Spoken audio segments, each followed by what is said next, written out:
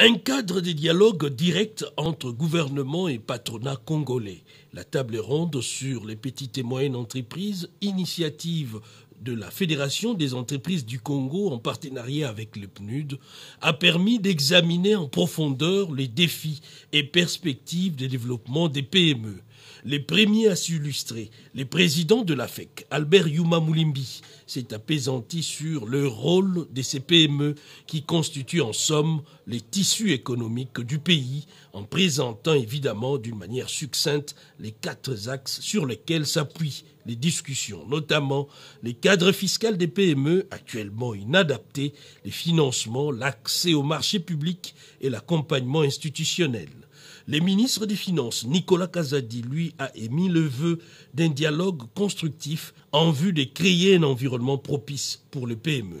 Concernant les cadres légaux tant souhaités, le ministre d'État, ministre des PME, Eustache Mouanzi, s'est voulu rassurant. La loi sur la promotion de l'entrepreneuriat et la loi sur la promotion de l'artisanat sont les leviers sur lesquels s'appuie le gouvernement de la République. Autre temps fort de cette activité, c'est l'invitation du ministre de l'Industrie Julien Paluku à la FEC d'adhérer aux zones économiques spéciales, suivi de celui du ministre du Commerce extérieur qui a plaidé pour la promotion de l'industrie locale.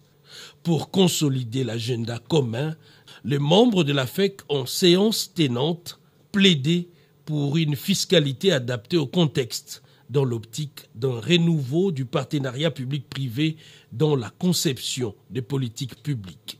Le plus important que je retiens aujourd'hui, c'est cette volonté du gouvernement et du secteur privé de faire enfin qu'on soit ce qu'on a toujours voulu, des partenaires privilégiés pour le développement de ce pays.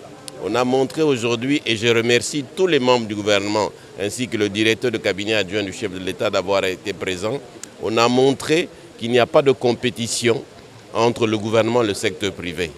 Il y a une complémentarité. C'est ensemble que nous allons développer ce pays, donner à notre économie les moyens de donner le bonheur à cette population. Une table ronde qui a connu également la participation de plusieurs personnalités, notamment les directeurs de cabinet adjoints du chef de l'État en charge de matières économiques, les présidents du Conseil économique et social.